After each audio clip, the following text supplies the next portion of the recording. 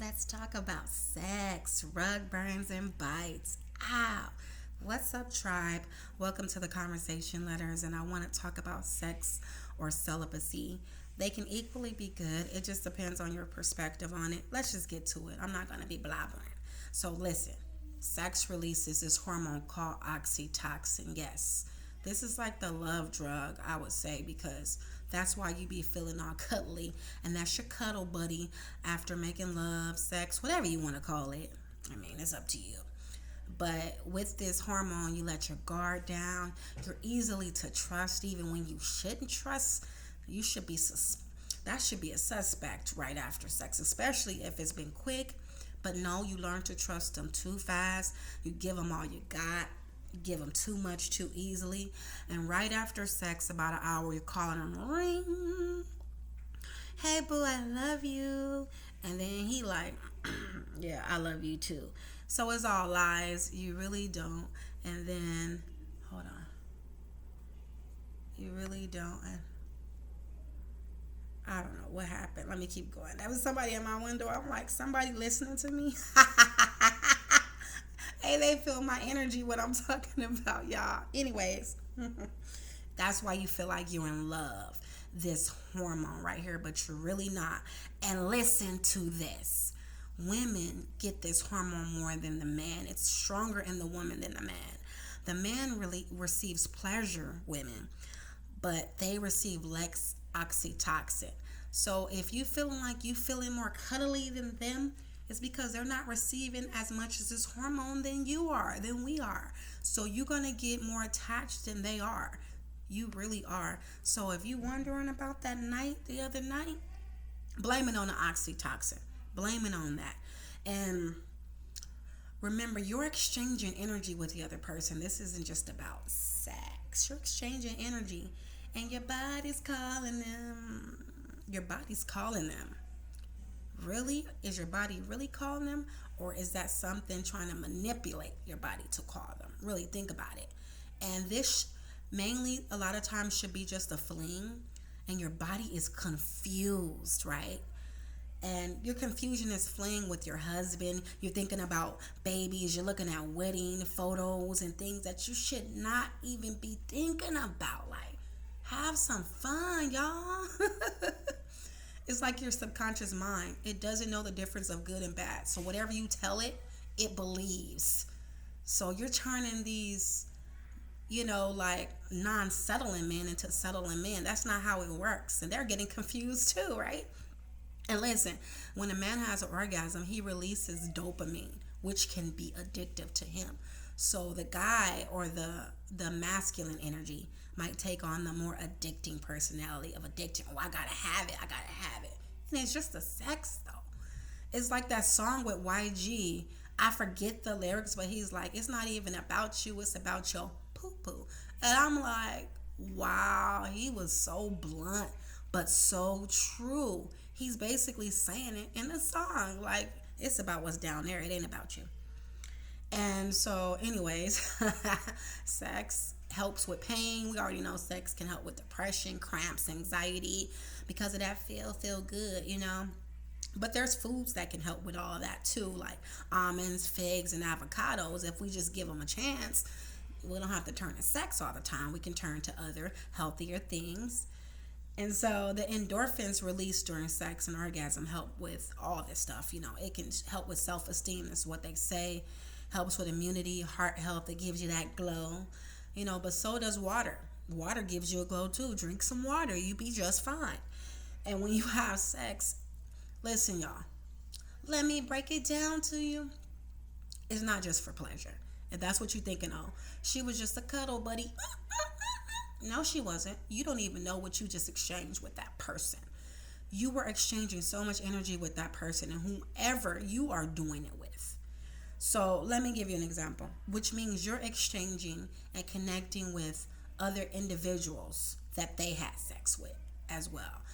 But you're exchanging with them their past issues, their addictions, their behaviors, their past partners, yada yada, because everything is in our energy. So if you're just having sex with one person or even multiple, that's even worse at a time. because you're exchanging all of this and you're bringing it into your body, you're bringing it into your energy, into your life, and you don't even know it. If you start switching and shifting as a person, just being with somebody, it's the energy that you're ooh, I just see a spider. That's such a good sign, y'all. Spiders are the weavers.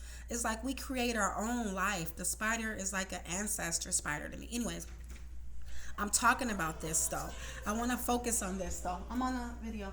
I want to focus on this though, not the spider, but oh my gosh, insects and animals and things are so powerful. But let me stay on the sex. But maybe that spider is trying to tell me, like, we are creating our own life through love, sex, and all that good stuff. So it's in our hands. It is in our hands what we're creating. Anyways, like I was saying, let me give you like a really strong example of how we're exchanging energy with another person when we're having sex. And it's not just sex, okay?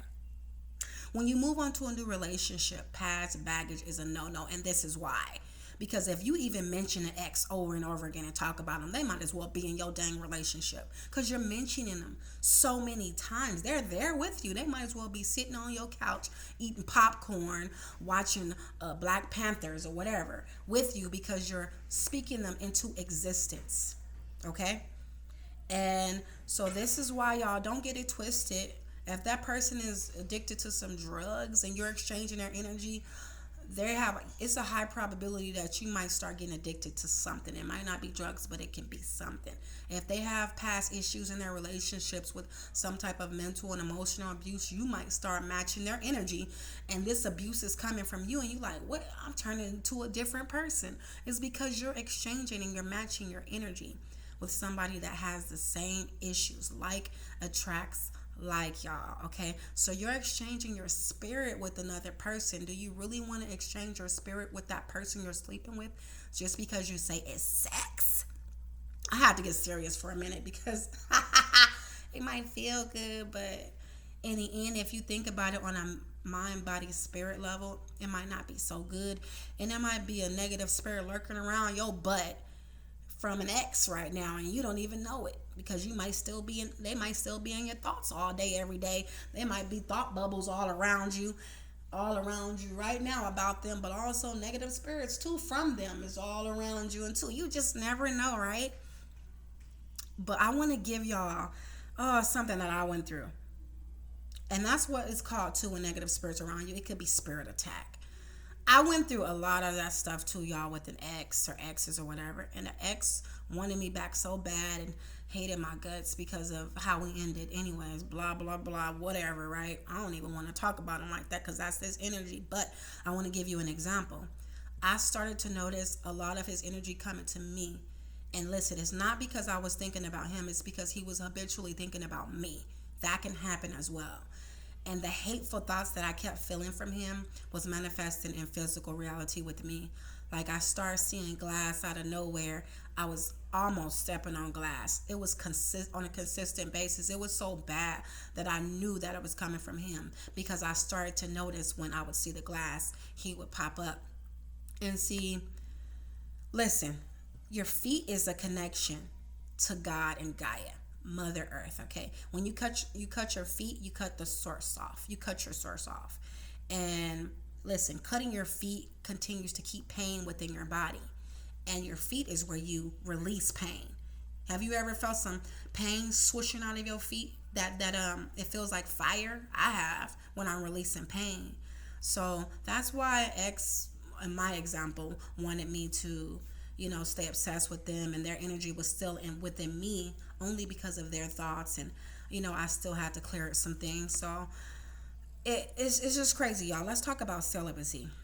What do you gain from celibacy? You like, well, what am I gaining from not getting none? I mean, it feels so good. It makes me smile. It gives me that glow. Well, let me tell you, we are so appealed to microwave love, instant thrills. Celibacy teaches you self-discipline. You're not giving away your emotions and your mental stability in your body for free. Nah, this love ain't for free. Nah, it's worth something. So you have to be worthy of it before you get some of the nah. You know what I mean? You have to. And if you can abstain from sex, there's a high probability that you can resist temptation in just about any area in your life that you may need to. You can master so many other things in your life, whether it's a health issue, a career issue. If you can master sex at that area, you can master a lot of things. You can be like a self-mastering kind of person. You can. And remember, sex just is a distraction. It clouds your judgment because of all the hormones going on. And when you don't have it, you're not clouded. So if you're talking to someone that you think you like and you have a great connection, it's probably genuine because nothing is clouding your judgment. Whereas if you having sex, it's clouding your judgment and you don't even know how you truly feel about that person because of all the hormones. So, and then celibacy helps you lead like a mental, emotional, and healthier, life. Your health is better. Your mental state is better. You're not going crazy over, tripping off some chips on the ground, and you're not going. Your sanity is better. And you listen, y'all. You meet their spirit before you meet their body. Whoo, whoo, getting hot in here. With celibacy, you're meeting their spirit first. So when you meeting their spirit first, when you actually do have sex, oh, it's gonna be the bomb diggity bomb. Alright? So listen, I didn't cover everything, y'all. Of course I didn't cover everything. Because I want y'all to tell me, what do y'all think about the goodies of sex and the bad of it? And what do you think about celibacy? Are you going down a celibacy life? I am. I'm waiting on somebody that's worth it.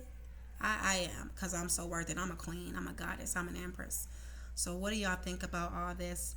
And what do you think good comes from celibacy? What do you think good comes from having sex? I want to know both ends. Let me know in a comment. And let me know what y'all going through in y'all lives right now. Especially like being in a house a lot. You have a lot of time to be by yourself and to yourself right now. Might be a lot of self-pleasuring right now. Nothing wrong with that. That means you know how to please yourself. You love yourself. Just don't let it be excessive, y'all, because it can become an addiction. All right, y'all, put the toys down sometimes, not too much, take it easy sometimes. Go pick up a book and just do something else, y'all. But let me know in the comments what y'all think. Y'all. Subscribe, y'all. Like, y'all. Do what you want, y'all. And wake up, y'all. Peace.